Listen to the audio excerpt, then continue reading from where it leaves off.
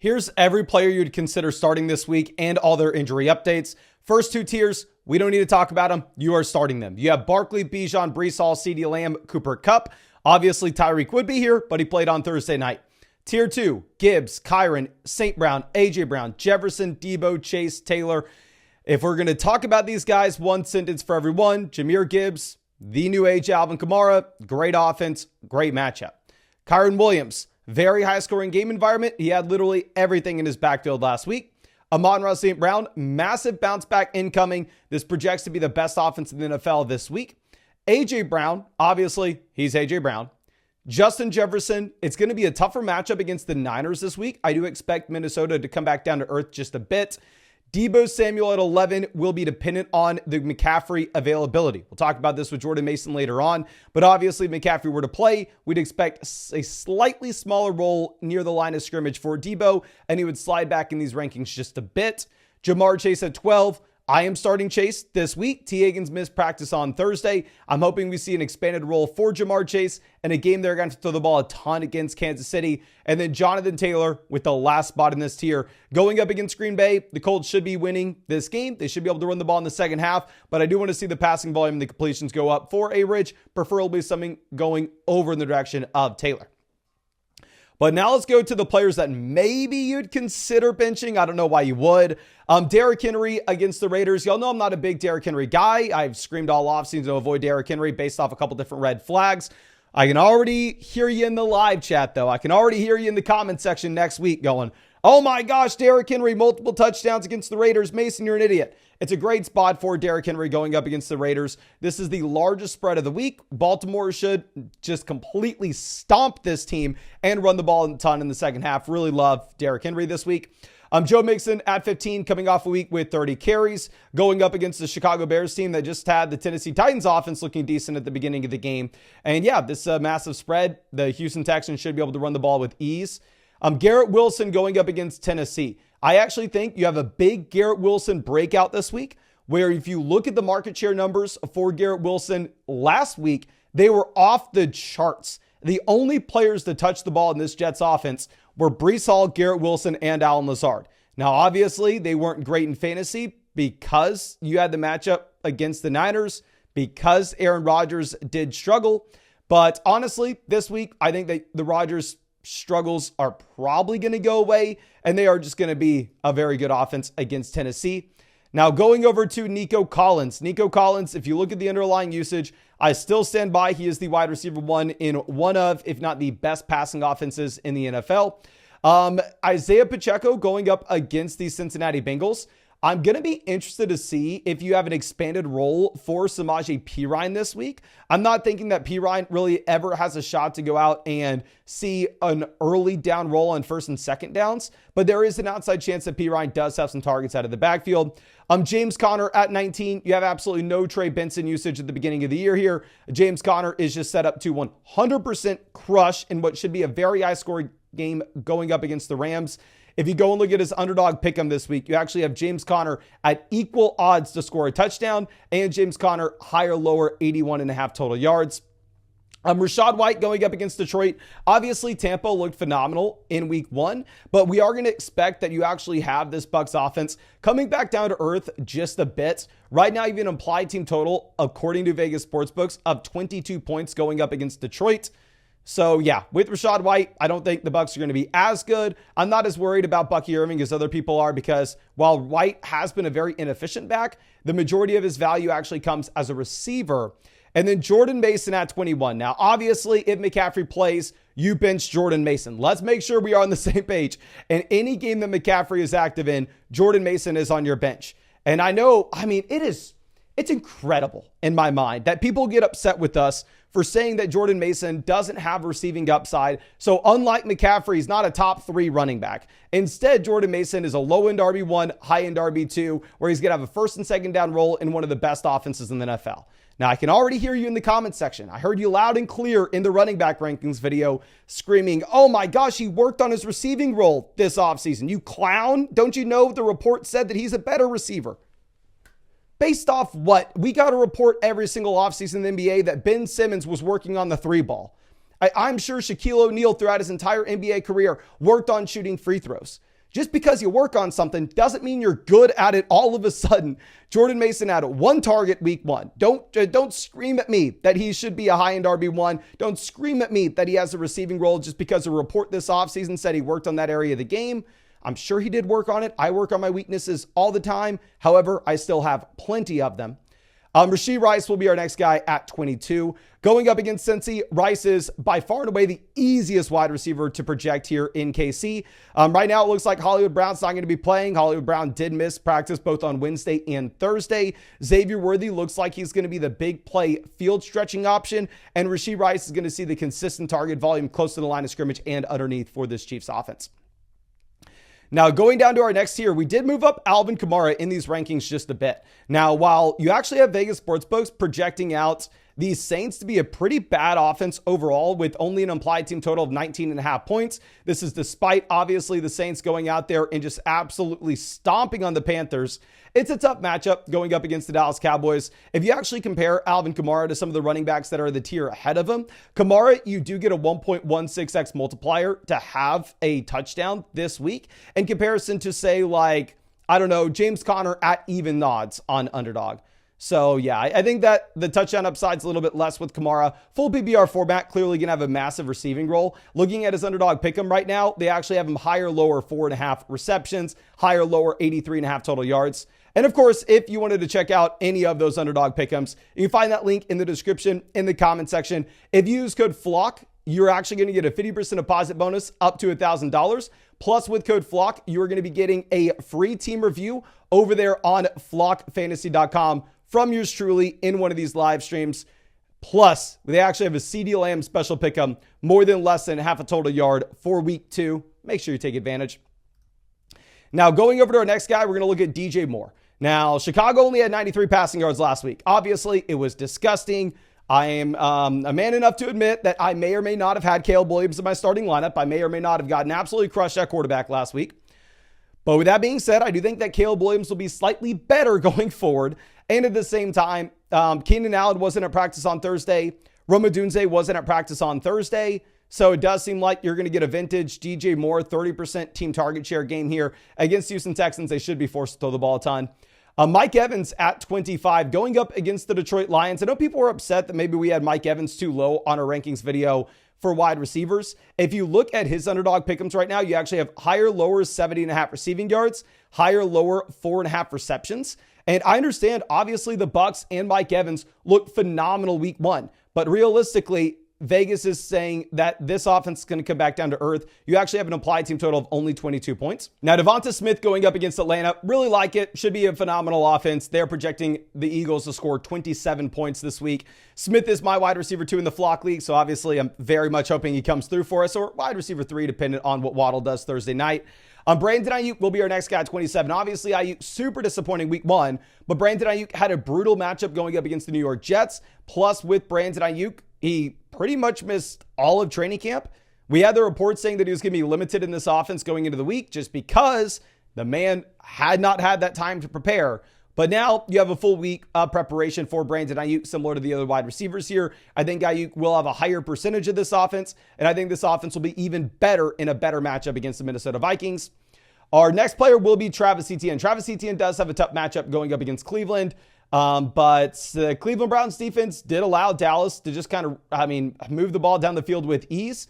But at the same time, obviously, the Cleveland offense just kind of imploded last week, and it skewed things a bit in that game.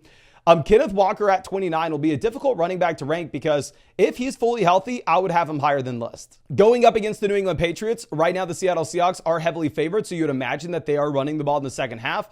The issue is Kenneth Walker has been banged up with the oblique, did miss practice on Wednesday. Now, I will say Charbonnet's not ranked because I'm assuming that Kenneth Walker's going to play, but if Kenneth Walker were to miss, for the love of God, go out there and move up Zach Charbonnet dramatically to being a must-start player. David Montgomery will be our next guy at 30. With Montgomery, I'm still a little bit concerned because Jahmyr Gibbs has a goal line role here. Jahmyr Gibbs will have almost everything as a receiver. But in this matchup against Tampa, right now the Lions are 7-point favorites. And at the same time, they have the highest implied team total of any offense this week with 29 points. So sportsbooks are saying that the Detroit Lions offense will be the best in the league. They have the best offensive line in the league. So I'm completely fine starting David Montgomery and Jahmyr Gibbs, obviously. Now, dropping down to our next tier, we're going to be looking at Jerome Ford at 31. With Ford, it just is a very bad offense. Implied team total of 19 points. Now, he is going to have absolutely everything in this backfield. So I think until you end up getting Nick Chubb coming back into Cleveland, Jerome Ford is still a running back that you need to start every single week, regardless of matchup. Now, because it's a very bad offense, I do think the touchdown upside's maybe going to be a little bit capped here. You're actually getting a 1.5x multiplier on Jerome Ford scoring a touchdown in Cleveland. Nothing against Ford, but it's against the offense. And I will say, when we listed Jerome Ford as that potential sell high candidate after week 1 and mentioned the possibility of Nick Chubb coming back in and making it where Jerome Ford's startable, people in the comment section were saying, oh, Mason, Nick Chubb's not going to be the same guy that he once was. I don't disagree with that, but at the same time, any game that Nick Chubb does play, Jerome Ford would belong on your bench. Josh Jacobs will be way higher than this in my rest of season rankings. Head over to flockfantasy.com and you will see how much higher I have Josh Jacobs.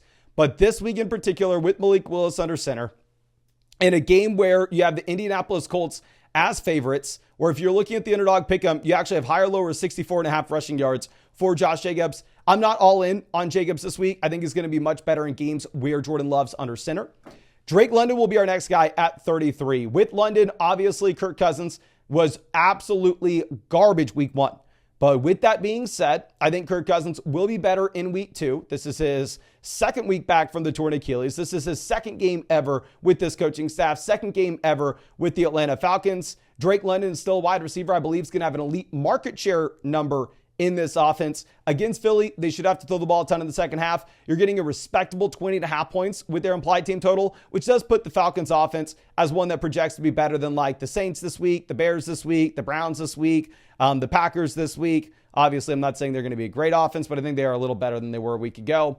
Stephon Diggs at 34. I really hope Stephon Diggs continues to come out here and crush it. But as I mentioned previously with Diggs, if you look at the usage in comparison to Tank Dell and Nico Collins, Stephon Diggs really wasn't running a full route tree here. Stephon Diggs was primarily being used across the line of scrimmage. Now, obviously, you scored 2 receiving touchdowns week 1. None of that nonsense matters. You're going to absolutely crush. And this is an offense that should have a ton of passing volume to go around. If you actually look at the underdog pick'ems right now with the Houston Texans, you have Nico Collins, higher, lower, 66.5 receiving yards. You have Stephon Diggs, higher, lower, 56.5 receiving yards. And you have Tank Dell, higher, lower, 51.5 receiving yards. Ramondre Stevenson at 35. I'm starting Ramondre as my running back 2 in the Flock League. I really hope that Ramondre comes through for us. Obviously, he was phenomenal last week with almost 30 total touches. But this is going to be an offense that I expect to be trailing this game against the Seattle Seahawks. This is a running back that's still behind one of the worst offensive lines in the NFL. I'm slightly concerned that Antonio Gibson, now that he's a little healthier, will have a little bit of a larger role, specifically as the receiving back in this offense. So while I hope that Stevenson comes out here and absolutely crushes it, I am expecting him to fall back down to earth just slightly. Now, Najee Harris will be our next guy. With Najee Harris, had 20 touches week 1, right? I know a lot of people are very excited about Najee. I can see Sal in the Flock League trying to sell him any chance he gets. But regardless, if you're looking at Najee Harris, I think the reason people are maybe looking to get off him is Jalen Warren is another week removed from the hamstring injury. I wouldn't be surprised at all if Jalen Warren actually expands his role in this offense going into week 2. Cordell Patterson actually touched the ball in week 1, which I know it's not a massive role, but if you mix in any type of third running back here in an offense that already has that battle for touches at RB1, I think it can severely cap the overall floor and ceiling for both Najee and Warren. I don't act like I'm fully out on Najee Harris, of course, but I don't think it's like, oh, he's going to get 20 single touches every single week. Plus, great matchup against Denver. You have to start him. I probably would start him, but I'd be a little bit hesitant for the reasons we discussed. Now, Marvin Harrison Jr. is a wide receiver. People got mad at us for having too low in our rankings last week. I am telling you right now, you need to start Marvin Harrison Jr. this week. It is a great spot going up against the Rams. Right now, this game has a 50-point total over under. It's going to be a shootout. I know Harrison was slow. I know Harrison didn't separate at all week one. You go ahead and look at the underdog pick'ems at the moment. You actually have Marvin Harrison Jr. higher, lower, 58.5 receiving yards, which is higher than a couple of the other players on this list. But I just think the Cardinals offense is going to be very good in this game against the Rams. And at the same time here, I do still believe that Harrison was an elite prospect coming out of Ohio State and will be much better, and there'll be more passing volume to go around in this offense in week 2 than there was in week 1. Please start Harrison. Chris Olave will be a player that maybe I'm a little more worried about, because with Olave, his offense was already great last week. Right now, his higher lower on Underdog Fantasy is 58.5 receiving yards. Now, with that being said, you have a low implied team total with only 19.5 points going up against the tough Dallas defense.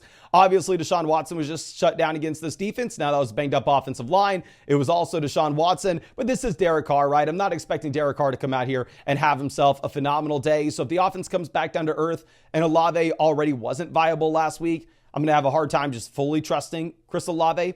And the Davante Adams is a wide receiver I did not like coming into the season. Still don't really like Davante Adams. Going up against the Baltimore Ravens, you have the lowest implied team total of any team this week with only 16 points for the Las Vegas Raiders. This is going to be an offense that cannot move the ball down the field. Davante Adams actually got out-targeted by Brock Bowers in week 1. And it would be different if this was coming out of the blue for Davante Adams. But no, this is what we were talking about all offseason. A wide receiver that's declined for 3 straight years, that projects to be in one of the worst offenses in the NFL this season. Plus, you have added in target competition with Brock Bowers. Jacoby Myers isn't going anywhere, and this is a very tough matchup against the Baltimore Ravens. So definitely concerned about Davante Adams. Our next guy will be Chris Godwin. So obviously, the entire Bucs offense just absolutely blew up last week. And surprisingly, if you look at Chris Godwin, his higher lower at 60.5 receiving yards is actually higher than what you have with Adams, higher than what you have with Olave, higher than what you have with Marvin Harrison Jr. So if you wanted to move Chris Godwin ahead of those other receivers, I'm not going to fault you whatsoever. I'm just expecting that this Tampa Bay Buccaneers offense comes back down to earth just a bit. Now, it should be a game where the total's over 50 points. The Bucs are having to throw the ball with consistency. So if you're still a believer in Baker Mayfield and you think that wasn't a fluke week 1, I think you can go ahead. And like I said, you can move Chris Godwin ahead of these other wide receivers in this ranking list.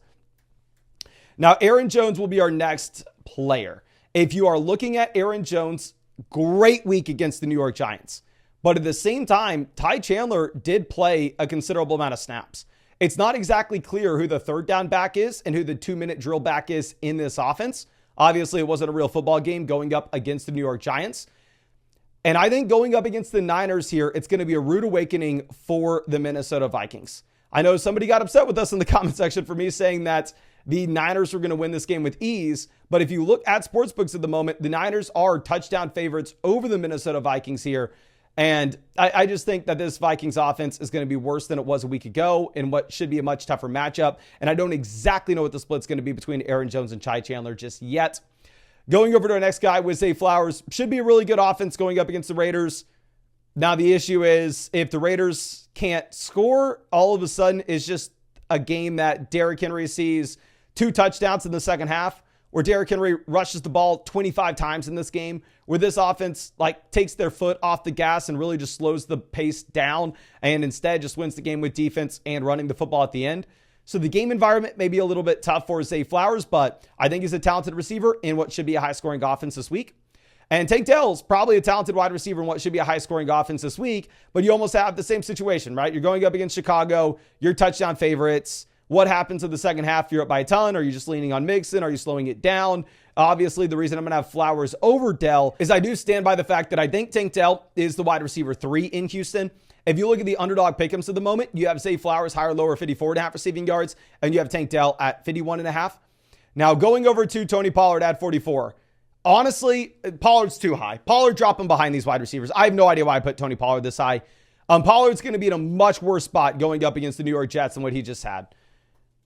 You had the Titans up 17-0. We saw, based off the splits on third down and in the 2-minute drill, you have very clear roles here for Spears and Pollard. If the Titans are up, if it's on early downs, they're going to have Pollard out there. Pollard's going to be the first and second down grinder. The 2-minute drill and on obvious passing situations, it will be Tajay Spears. Going up against the New York Jets, the Titans are about 4 or 5 point dogs in this game. I'd be very surprised if the Titans lead this game through the majority of the way, and I actually expect that Spears will have a much larger role this week than what he had in week 1. Now, Malik Neighbors will be our next guy at 45. To be honest, I think Neighbors should be higher in these rankings. I think this is a mistake. I think Neighbors should be ahead of Tony Pollard. I'm sure I'm going to be tinkering with these rankings all the way up until kickoff on Sunday over there on flockfantasy.com if you want to check them out. But if you are looking at Neighbors, right now the Giants are actually projected out, according to sportsbooks, to score about 20.5 points this week. So it's not like they're going to be a garbage offense. They should be better than like the Raiders this week. And Neighbors did show us that he's going to have a 30% market share number and be one of the true alphas in the NFL almost immediately in this offense. So yeah, I think it's going to be honestly kind of a breakout game for Malik Neighbors here. Michael Pittman Jr., it's very difficult to project out what the passing volume is going to be in Indianapolis. You had 9 total completions from Anthony Richardson last week. If we're looking at the Colts going up against Green Bay, I don't expect this to be a potential shootout with Malik Willis under center. I actually wouldn't be surprised whatsoever if this is a lower scoring game, if you see a lot of Jonathan Taylor, a lot of Josh Jacobs in this contest. So honestly, one of my favorite pick'ems of the week at the moment is going to be Michael Pittman Jr. for fewer than 59.5 receiving yards. Like I said, I mean, you had 9 completions from A-Rich last week. We don't exactly know if Josh Downs is going to play this week. If Josh Downs is playing, I can guarantee you I'm going fewer than 59.5 receiving yards with Pittman. Going over to DK Metcalf, I know that we say it all the time, right? Metcalf's built like I am. We have almost identical physiques. So a lot of people look at DK Metcalf, go, this is a guy that has all the upside in the world in fantasy football, and they don't look at the target share that Tyler Lockett has. They don't look at the capped overall ceiling with this offense. They don't look at DK Metcalf being low in wide receiver 2, high in wide receiver 3 for 3 straight seasons. He has the name appeal. The production doesn't necessarily follow it. It's not the best matchup in the world going up against New England, where I don't think this has the potential to be a shootout. Now, going over to our next guy, we're going to be looking at J.K. Dobbins at 48. With Dobbins, phenomenal matchup going up against the Carolina Panthers. I know that everybody just wants to go out there and jam J.K. Dobbins into their starting lineup. I don't fault you whatsoever. I think you could 100% do just that. If you look at his higher lower at the moment, he's actually higher lower 56.5 rushing yards against Carolina. One thing that I will point out as well here is Dobbins did have the third down usage. Dobbins did look like he was going to be the running back in 2-minute drills. So in PPR formats, even though Dobbins didn't really catch the ball in Baltimore, I think that was maybe a little more of a Lamar thing, where it looks like Dobbins will actually be the guy with the receiving upside in Los Angeles. Now, Xavier Worthy will be our next wide receiver at 49. I know people are going to scream at us for having Worthy too low. I get it. He had 2 touchdowns last week. And more likely than not, Hollywood Brown's not going to be playing this game. Like, to be honest with you, if Hollywood Brown does play, I'm going to move Worthy lower than this. But, I mean, it's just so difficult to project a wide receiver that had 3 targets a week ago to be a safe play in fantasy football. His underdog pick him at the moment is higher, lower, 43.5 receiving yards, which is much lower than the other players that are in this range. The reason I'm giving Worthy his respect, the reason that I'm putting him here, is I think naturally he has more touchdown upside in what should be a very good offense. And also at the same time with Xavier Worthy, this is a wide receiver that obviously has the blow up nuclear game in his range of outcomes. An applied team total of almost 27 points here in KC. Now, George Pickens is a very interesting player. George Pickens, his market share numbers in Pittsburgh were really strong week 1. And this is kind of the continued trend of what we ended up seeing from Justin Fields in Chicago with DJ Moore, where Fields is going to lock into his top option. Fields is going to pepper that guy with volume. And yeah, that's great. However, the issue is the overall passing volume is just going to be lower in Pittsburgh than it will be in other offenses. This should be the lowest scoring game of the week going up against the Denver Broncos. And if you look at the Arthur Smith usage of George Pickens here, Arthur Smith actually had Pickens where he wasn't out there for every snap, which maybe is just a little bit concerning going into the future. I still would rather have Russ over Pickens. Terry McLaurin will be our next guy at 51. I mean, everybody in the flock leagues making fun of me, calling Terry 2-point Terry, blah, blah, blah. Terry was close to having a bomb caught this past week, which would have been very exciting from Daniels. It's a good matchup going up against what should be a soft New York Giants secondary. I'm hoping that Jaden Daniels looks deeper downfield, because I made the absolute abomination of a trade with Amari Cooper. I am stuck starting Terry McLaurin myself. I mean, the bonus here is obviously there are no strong wide receiver competition targets to be taken away. I mean, even Dotson is moved to Philly. Luke McCaffrey, Zach Ertz, the running backs, these are all guys that operate close to the line of scrimmage. McLaurin's almost the exclusive deep threat in this offense. So I'm really hoping we get a big McLaurin week. Now, Amari Cooper will be your next guy at 52. If you look at Amari, the market share numbers should be there. Amari Cooper will be exciting from that perspective. My thought process is typically we are not wanting to bet on wide receivers that are in garbage offenses. We showed the historical data. If you're in a bottom 5 offense in the NFL, you almost never have the upside to be a top 10 option in fantasy. I mean, the rate of that happening is, I think, 4% over the past 10 years. I do think that right now the Cleveland Browns offense projects to be one of the worst in the NFL. You have a 19-point implied team total going up against the Jacksonville Jaguars. I will say, however, you have no David Njoku, so maybe the target share is a little bit higher for Amari Cooper. He was really close to having that long receiving touchdown week 1. His underdog pick'em's actually up at 59.5 receiving yards, which is much, much higher than somebody like Xavier Worthy in this same tier. So I think you can make an argument that Amari should be ahead of McLaurin, Pickens, Worthy. To be completely honest with you, because of my garbage Amari Cooper trade, I'm just rooting for his downfall, to be completely honest with you. To be completely honest. Now, Calvin Ridley will be our next guy at 53. Very tough matchup going up against the Jets. Not only is it a very tough matchup against the Jets, while obviously DeAndre Hopkins is going to be dealing with this injury all offseason, we actually have reports saying that DeAndre Hopkins will have a larger role this week than what he saw last. So if that's going to be the case, I think we see the target share numbers just fall a little bit for Ridley and what should be a low scoring offense overall. Keenan Allen will be our next guy at 54. So Keenan Allen and Rome Odunze both missed practice on Thursday.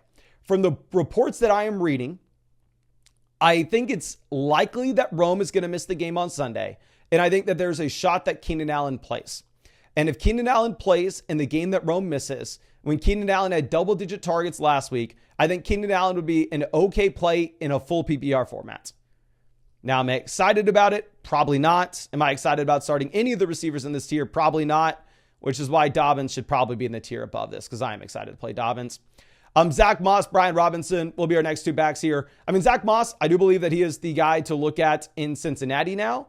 And at the same time, if you are looking at Brian Robinson, this is a running back that I am possibly a little bit concerned with the Austin Eckler receiving role usage and Jaden Daniels stealing the rushing touchdowns at the goal line. Now, dropping down to our next tier, we're going to have T. Higgins at 57. You can almost delete T. Higgins off these rankings. Higgins didn't practice on Thursday, so it looks very unlikely that T. Higgins will play. Jameson Williams at 58. If you are looking at Jameson, you have a 29-point implied team total going up against the Tampa Bay Buccaneers. I mean, this should be the best offense in the NFL. I do still stand by. I think Jameson Williams is that boom, bust, deep threat option that's going to be a great NFL receiver because he's going to stretch NFL defenses and create space underneath for Amon-Ra St. Brown, create space underneath for Sam Laporta. But to be honest with you, I think that maybe here Jameson Williams is going to come back down to earth a little bit after week 1. Christian Kirk, Brian Thomas will be our next two guys. I actually stand by. Brian Thomas has moved over Christian Kirk in my rest of season rankings. Pull up the rankings on flogfantasy.com. I think Brian Thomas is wide receiver 1 here in the long term. In the short term, I think it's maybe a little bit difficult to rank it just that way right now. And it's a tough matchup going up against Cleveland. Ladd McConkey at 61 going up against the Carolina Panthers. My potential concern with Ladd McConkey is, while yes, the Panthers are a JV football team, the Chargers, they want to run the ball, right? I mean, this is not a team that wants to get into shootouts, not a team that wants to be throwing the ball in the second half when they're up. I mean, what we thought with Jim Harbaugh coming in and what seems to be confirmed after week 1 is this is going to be a team that wants to win games based off running and defense. Ladd McConkey does look like he solidified himself as the wide receiver 1 over Joshua Palmer already, which is great news. But just because the Panthers are a JV team doesn't mean I just want to immediately jam in Ladd McConkey. Ezekiel Elliott, DeAndre Swift will be our next two backs where they are running back 1s in their respective offenses. Am I excited about them? Probably not. Ezekiel Elliott, you'd have an implied team total of 26 points going up against New Orleans, pretty much as touchdown favorites. So, I mean, they should probably be able to run the ball in the second half. I really want to see what the Dowdle role is week 2. DeAndre Swift, garbage offense. What's so funny is I made the call at halftime of the Bears game that if DeAndre Swift didn't score 5 points, I was cutting him off my team. Straight up cutting him. just to send a message to the locker room. He got there with 5.0 points. And now he survives another week on the Dodd squad, but he is very, very close to that chopping block just to send a message to the rest of the squad. Deontay Johnson, I don't get why people are excited about Deontay. As we've mentioned before, as the wide receiver in one of, if not the worst offenses in the NFL. He doesn't have the same alpha target share that he did in the past. You have to compete with Leggett. You have to compete with Adam Thielen. He's not exciting for me. This is statement ranking with Jayden Reed. I think Jayden Reed maybe can move a little bit higher than this. I just want to be on the same page as y'all. While Jayden Reed looked so damn good on Friday night, if you started him on Friday night, you should be freaking pumped. There's no way he is touching my starting lineup with Malik Willis in here. No way. Javonte Williams, there's no way he's touching my starting lineup going up against a very tough Pittsburgh Steelers defense. Now, I am rooting for Javonte more than anybody else in the world after my horrible Javonte Williams trade. Javonte, please prove me wrong. For the love of God, come out here and be the running back one over Jaleel. Have a large workload, score a touchdown, do something. I just don't know if this is the week against the Pittsburgh Steelers defense. Christian Watson, don't start any Packers outside of Jacobs with Malik Willis under center. Cortland Sutton going up against Pitt. If you are looking at Sutton, bad offense, a ton of different wide receivers touching the football. And then Tyler Lockett, JSN as our last two receivers here. Lockett actually led this team in receiving this past week, at least in terms of the raw targets in this offense. But I'm not super excited about either player and what I do expect to be a low volume passing offense where Metcalf is the wide receiver one and they're going up against New England in a low scoring game. But I think that's all I have for you. I really hope that I was able to help you out here. Really hope you're able to get something from this. And of course, if you wanted to check out any of those pick'ems that you saw in this video, you can find them over on Underdog Fantasy. The link's in the description, the link's in the comment section. If you use code FLOCK, you are going to get a 50% deposit bonus up to $1,000. You're going to get a CD Lamb special pick'em, more than less than half total yard for the Cowboys game. And you're going to be getting a free team review on flockfantasy.com. All you have to do is make sure that account set up on flockfantasy.com with the same email address that you used on Underdog Fantasy. So when we go through and manually credit you with that, we have an account that we can attach it to. But I think that's all I have for you. Really do appreciate you. Really hope you have a great day. And really hope I get to see you out with the live stream and I can break down your team later tonight.